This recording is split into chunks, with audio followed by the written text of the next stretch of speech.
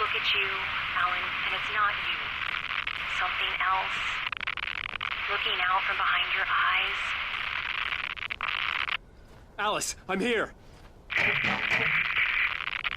so alone here. It's all gonna go to hell. You need to be careful. Cooperate. The connection had been terrible, but that wasn't the only thing that hadn't been right with the call. She sounded wrong somehow, but she had called me.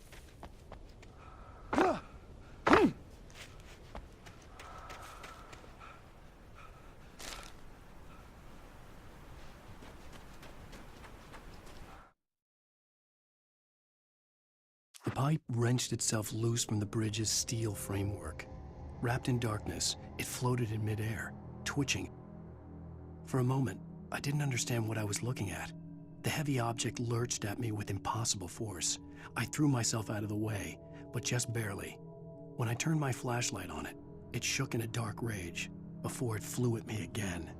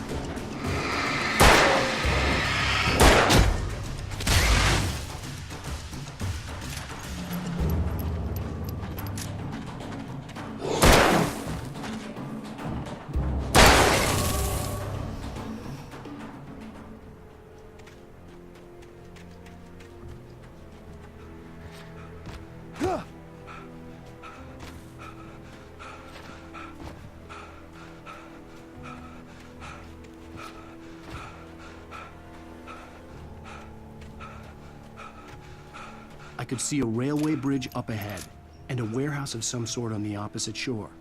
I hoped I could find a car from there.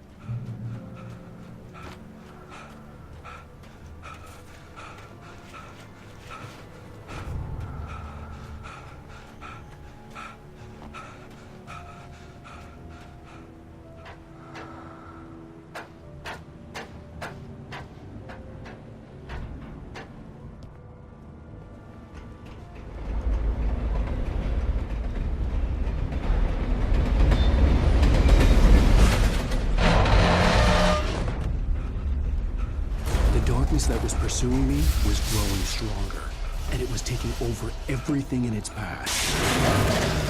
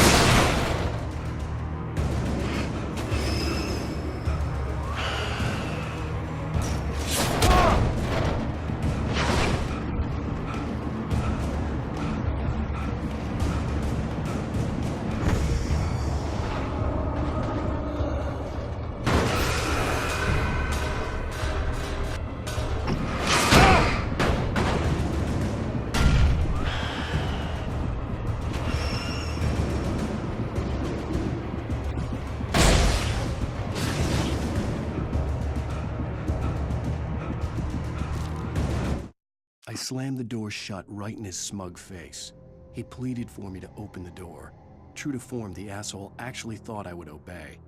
I had no sympathy left, no guilt either, not for him. I took a moment to savor the scream.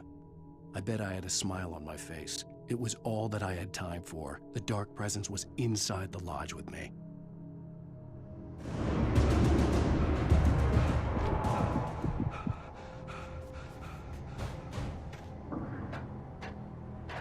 As a teenager, just starting to get interested in writing, Stephen King had been a source of inspiration to me. I thought about all the inanimate objects that had come to life in his books. No one is safe in a good horror story. Certainly not the protagonist. That's what makes them fun. This was anything but. The darkness could possess anything, and it was getting closer.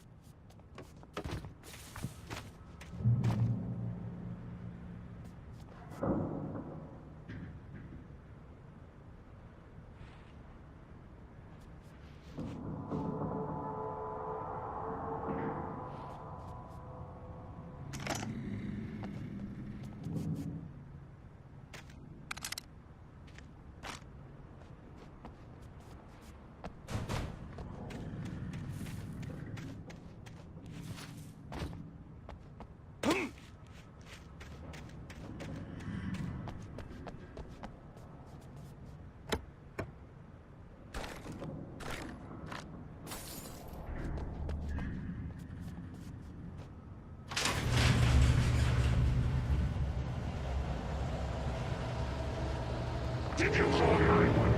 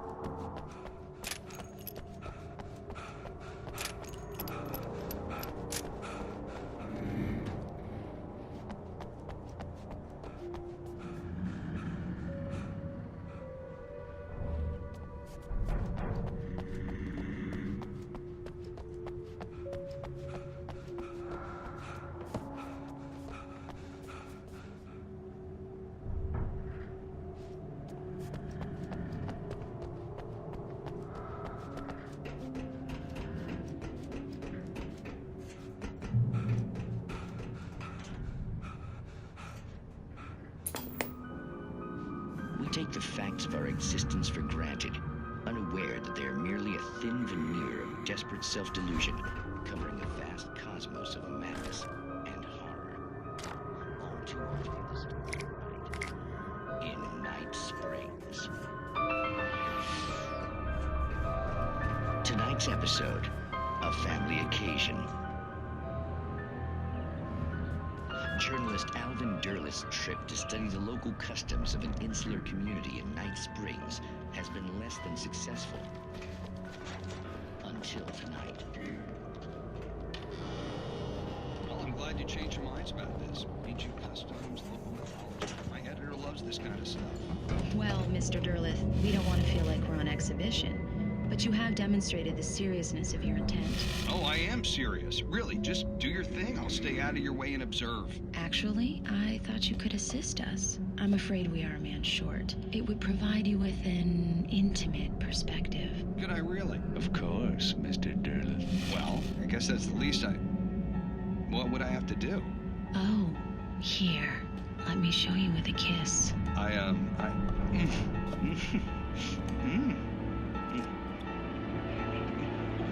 What did you...